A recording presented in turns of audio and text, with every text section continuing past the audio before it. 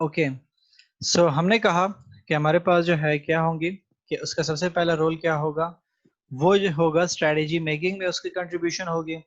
दूसरी बात हमारे पास जो इम्पोर्टेंट है वो है परफॉर्मेंस में, कि जो हमारे पास नॉन एग्जीक्यूटिव डायरेक्टर्स हैं वो क्या करेंगे, NEDs should scrutinize the performance of the management in meeting agreed goals and objectives and monitoring senior management।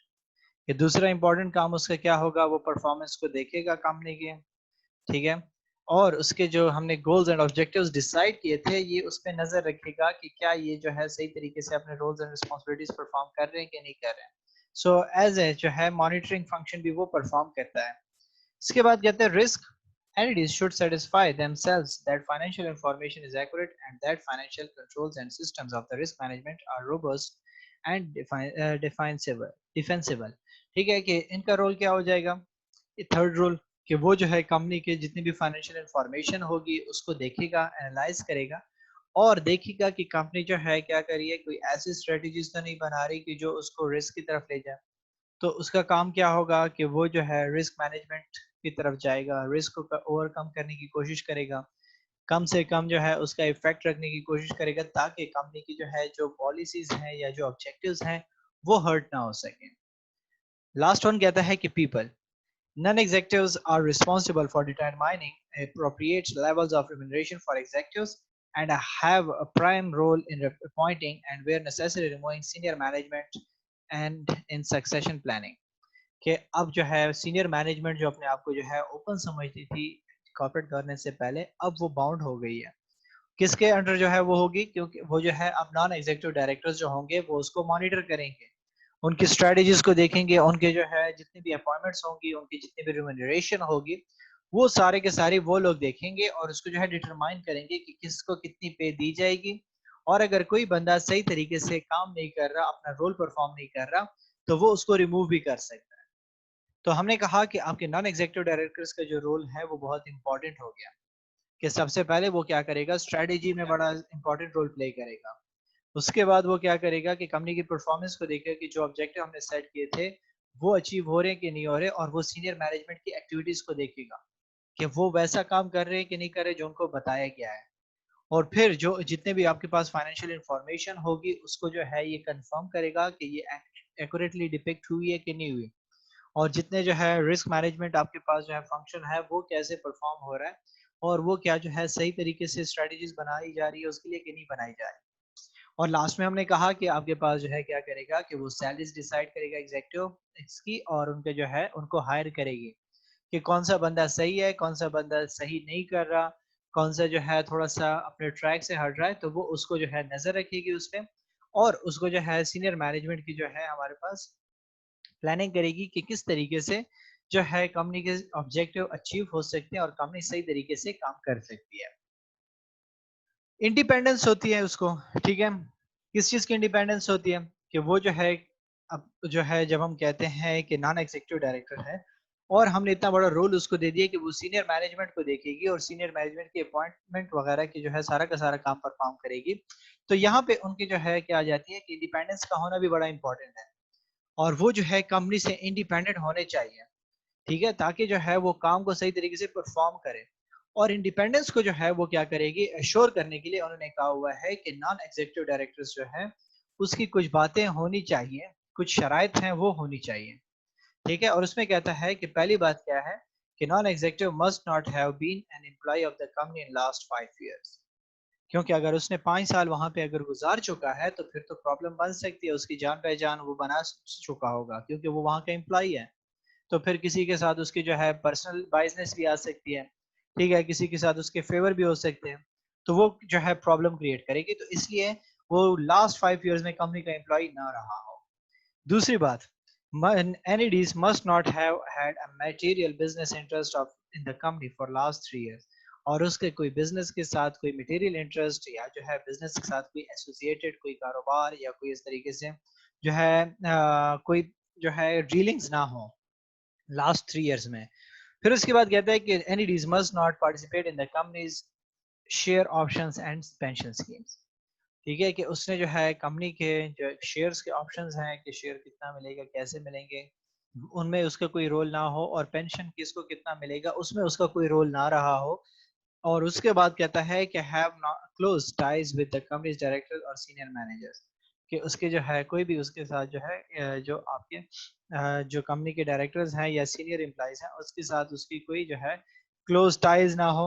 और उसके बाद कहता है कि and must not serve NEDs for more than 9 years in the same company, और किसी भी company जो है जो एग्जिस्टिंग कंपनी है उसमें उसने जो है 9 साल तक काम जो है ना किया हो as an non executive directors. So अब अगर हम देखें तो नॉन एग्जीक्यूटिव डायरेक्टर्स आपके पास क्या हुआ कि जो है उसने जो है सबसे इंपॉर्टेंट चीज है, अगर ये चीजें एश्योर हो जाती है तो इसका मुराद इससे मुराद क्या हो जाती है कि वो बंदा कंपनी से हटा हुआ है, क्योंकि उसने जो है कंपनी के लास्ट 5 years में जो है एज एन एम्प्लॉय भी काम नहीं किया, उसका कोई बिजनेस के साथ मटेरियल जो है इंटरेस्ट भी नहीं रहा, ना ही कंपनी के शेयर और पेंशन में उसने कोई काम किया हुआ है, कोई रोल परफॉर्म किया हुआ है, ना ही वो कंपनी के डायरेक्टर या सीनियर एम्प्लॉयज के जो है बराबर काम कर चुका हो या उस तक जो है लेवल तक रह चुका हो, या जो है उसने किसी कंपनी के जो या जो है जिस एग्जिस्टिंग कंपनी का हम जिक्र कर रहे हैं उसमें नॉन एग्जीक्यूटिव 9 years तक जो है वो ना रहा हो। तो जब ये चीजें आपके पास जो है एश्योर हो जाती है, ठीक है, कहता है कि if any of these apply to NED their independence will be seriously compromised. और कहता है कि अगर जो है किसी एक पॉइंट पे भी जो है वो फुलफिल नहीं हो रहा तो फिर वो इंडिपेंडेंट नहीं रहा, और जब वो इंडिपेंडेंट नहीं रहा तो फिर तो जाहिर सी बात है कि कंपनी में आपके पास कुछ ना कुछ प्रॉब्लम्स क्रिएट हो सकती हैं, और वो जैसा हम प्लान कर रहे हैं, जैसा हम चाह रहे हैं कि इंडिपेंडेंट तरीके से आपका नॉन एग्जीक्यूटिव अपने रोल्स एंड रिस्पॉन्सिबिलिटीज को परफॉर्म करें, वो परफॉर्म नहीं हो रही, वो जो है इफेक्ट हो रही है। और इफेक्ट किससे हो रही है? जाहिर सी बात है कि आपके नॉन एग्जीक्यूटिव डायरेक्टर की तरफ से ही प्रॉब्लम्स क्रिएट हो रही है। तो हमें जो है ये चीज एश्योर करनी होगी। और इसके अलावा कुछ इन्होंने और रिकमेंडेशंस दी हुई हैं, ठीक है, जो आपके पास कॉर्पोरेट गवर्नेंस में इंक्लूड है। सबसे बड़ी बात कहता है कि जी at least half of the board should be independent non executive directors. ठीक है, कहते हैं कि excluding the chairman of the board which is often also as non-executive directors. A smaller company should have at least two independent non-executive directors. कि छोटी company में आपके पास जो है एटलीस्ट दो नॉन एग्जीक्यूटिव डायरेक्टर्स का होना, इंडिपेंडेंट डायरेक्टर्स का होना बहुत इंपॉर्टेंट है। लेकिन मैं एक चीज सजेस्ट करूंगा आपको कि पेपर के परस्पेक्टिव से आप जो है जो लेटेस्ट 2017 में कुछ रिकमेंडेशंस आई थी कॉर्पोरेट गवर्नेंस में उसको भी थोड़ा सा रिव्यू करना। आपको इजीली जो है पीडीएफ फाइल मिल सकती है, आप उसको गूगल में दें, ठीक है, कि कॉर्पोरेट गवर्नेंस 2017 अमेंडमेंट्स, ठीक है, तो उसमें आपको जो है थोड़ी सी इसमें चेंजेस नजर आ जाएंगी कि जी कितने नॉन एग्जीक्यूटिव डायरेक्टर्स होने चाहिए। एज ए पेपर परस्पेक्टिव से एमसीक्यूज में अगर क्वेश्चन आ जाते हैं थोड़ा सा आपके लिए जो है लेटेस्ट स्टैटिस्टिक्स होंगे, तो इससे ये भी आपका जो है नॉलेज को भी चेक किया जा सकता है कि स्टूडेंट्स कितना जो है कनेक्टेड एंड कंसर्न है अबाउट जो है latest information in their own field. इसके बाद कहते हैं कि one of the independent non executive director should be appointed to be the senior independent director.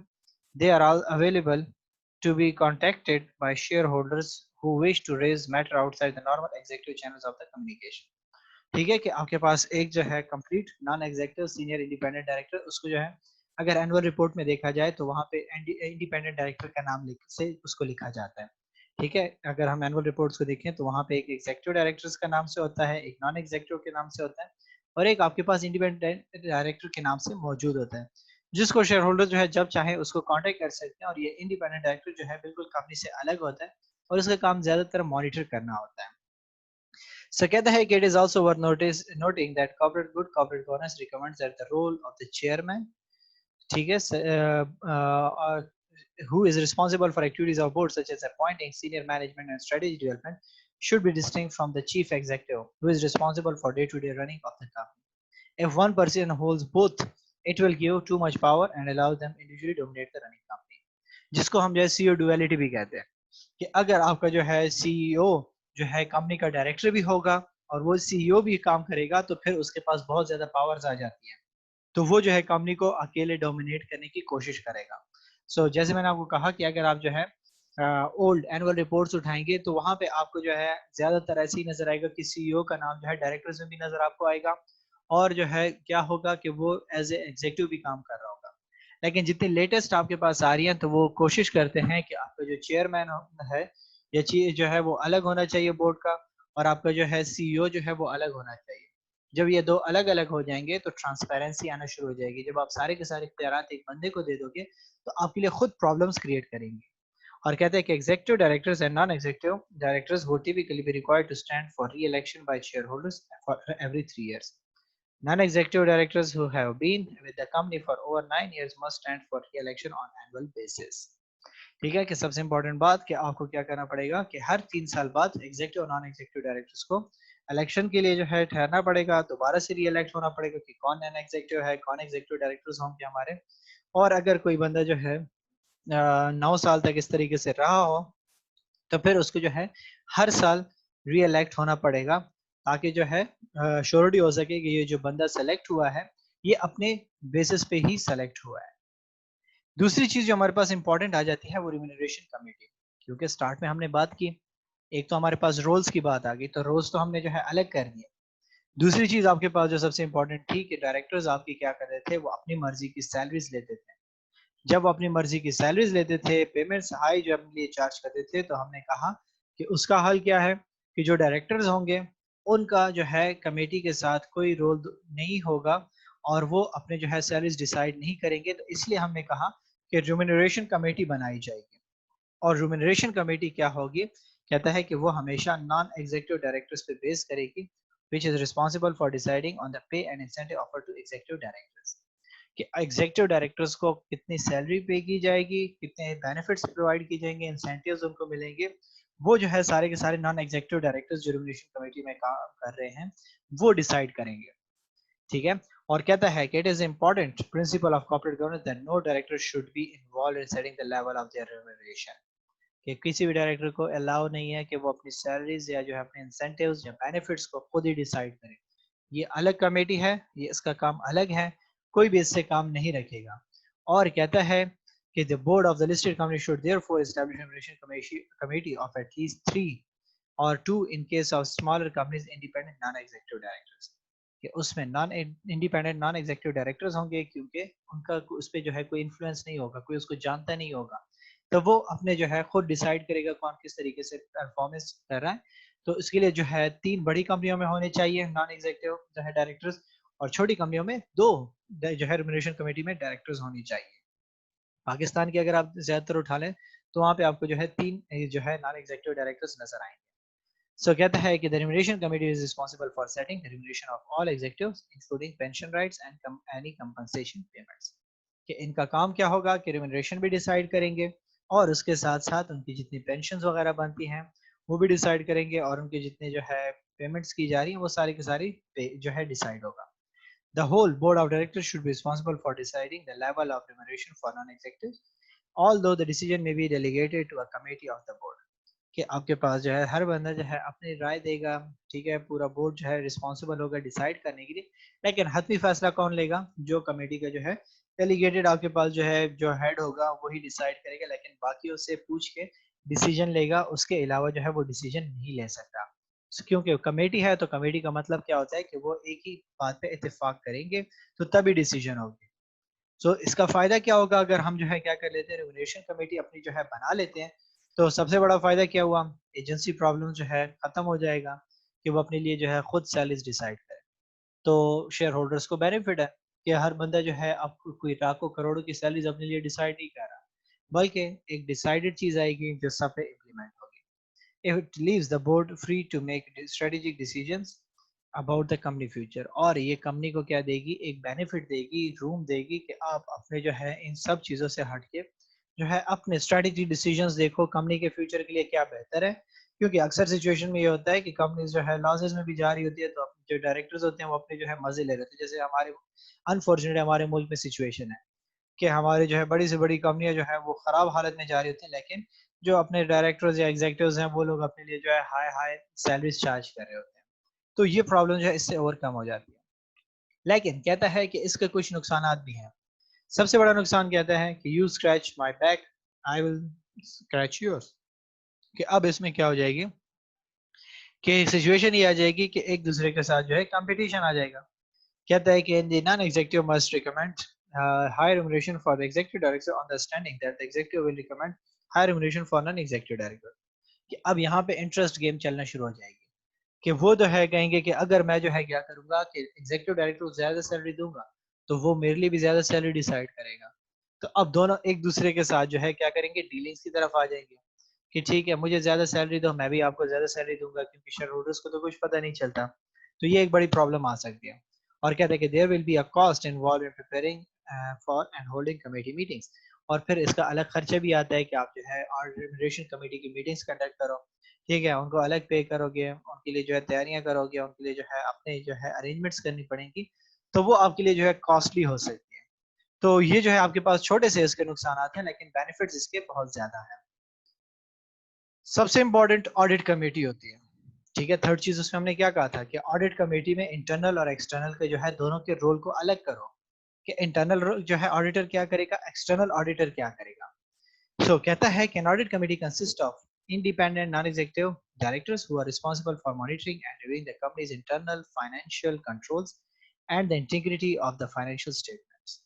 The audit committee acts as an interface between the full board of directors and both the internal and external auditors.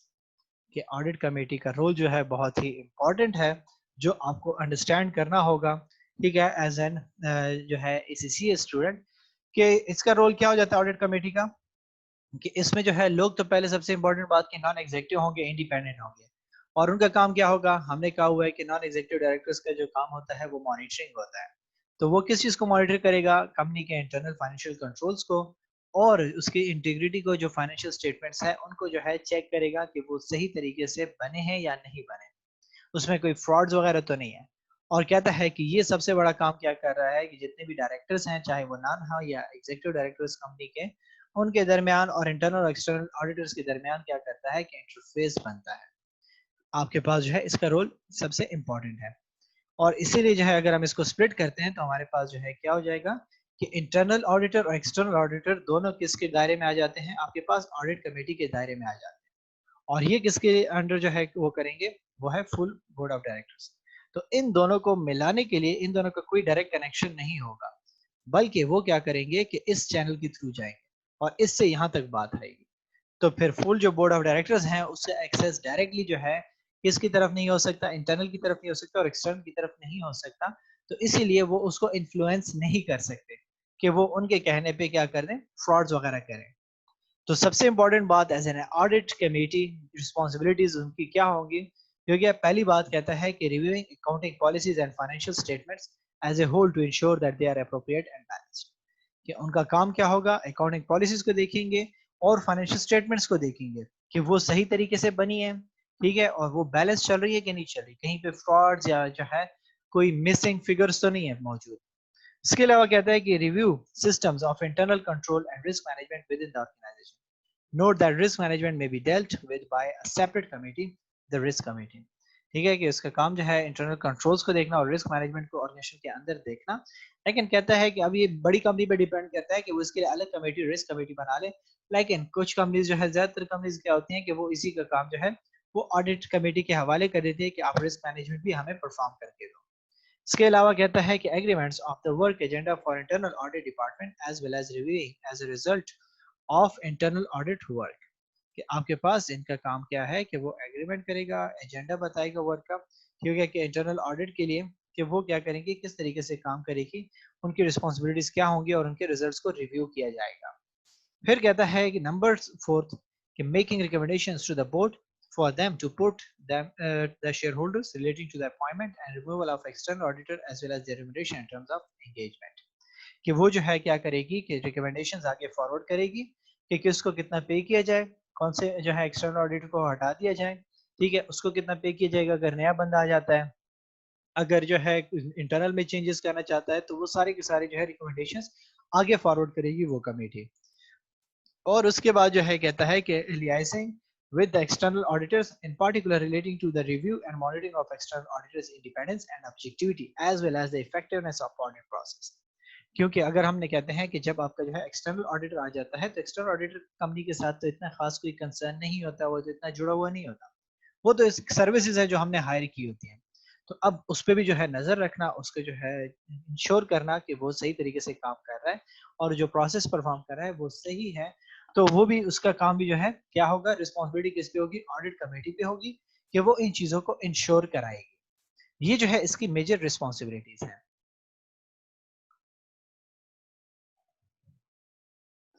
Benefits क्या होंगे? ज़ाहिर सी बात है, ठीक है, कि जब हमने जो है इसको अलग कर दिया तो इसके कुछ ना कुछ बेनिफिट्स भी तो होंगे जिस पर्सपेक्टिव से हम क्या करते हैं कि इसको जो है हम बनाते हैं। तो कहते हैं कि main advantage of audit committee is that it allows auditors to report their findings to the independent directors. कि सबसे बड़ा बेनिफिट क्या होगा कि वो जो है अपने रिपोर्ट्स उसको पहुंचाएगा। ठीक है, सो इसका काम हमारे पास जो है सबसे इंपॉर्टेंट ये हो जाएगा। दूसरी बात हमारे पास कहता है कि this avoids a number of possible problems. External auditors do not have to report frauds or errors to the executive directors who may be responsible for perpetrating perpetrating them. ठीक है, कि आपके पास क्या हो जाएगा कि आपके पास जो पॉसिबल प्रॉब्लम्स क्या हो सकती हैं कि एक्सटर्नल ऑडिटर्स जो है वो क्या करेगा, फ्रॉड्स को रिपोर्ट नहीं करेगा, एरर्स जो है वो एग्जीक्यूटिव डायरेक्टर्स को नहीं बताएगा। ठीक है, तो वो जो है इसमें शामिल हो सकती है।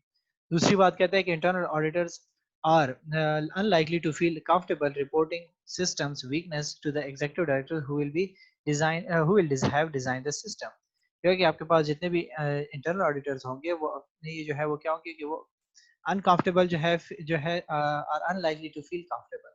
क्योंकि कि वो अपने जो है वो कंफर्टेबल फील नहीं करेंगे कि अब वो जितने भी जो उनकी वीकनेसेस थी एग्जीक्यूटिव डायरेक्टर्स की वो क्या करें, वो बताए उसको कि हमारा सिस्टम अच्छा नहीं था या अच्छा था, तो वो सारी की सारी बातें जो है वो छुपाने की कोशिश करेगा।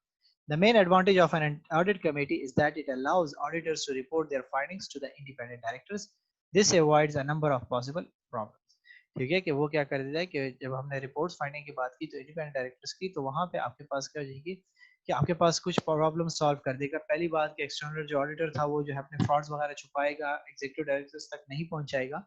तो वो चीज़ जो है ऑडिट कमेटी खुद देख रही है, तो वो आगे जाके बात पहुंचाएगी। और जो इंटरनल ऑडिटर्स थे उनकी जो कमजोरियां होंगी, जो प्रॉब्लम्स होंगी, जो उन्होंने सिस्टम वीक बनाया होगा, वो आगे जो है खुद ऑडिट कमेटी पहुंचाएगी। इसके बाद जो है जब हमने कहा कि आपके पास जो है जब हम बात कर लेते हैं कि बेनिफिट्स की जो है जो पॉसिबल और प्रॉब्लम्स जो है एज एन इंडिपेंडेंट डायरेक्टर्स वो सॉल्व करेगी, तो वो कहता है कि external auditors do not have to report frauds और errors to executive directors may be responsible for perpetrating. Again repetition उन्होंने की हुई है कि आपके पास जो है यही प्रॉब्लम्स आपके जो है रिपीट किए हुए, कहते हैं कि वो रिस्पॉन्सिबल इसको नहीं कहलाएगी। तो ये जो है आज के हमारे उसमें जो है इंक्लूड थी चीज़ें। हमने जो है कमेटीज का जिक्र किया। तो इसमें से अगर आपका कोई क्वेश्चन है तो आप मुझसे पूछ सकते हैं।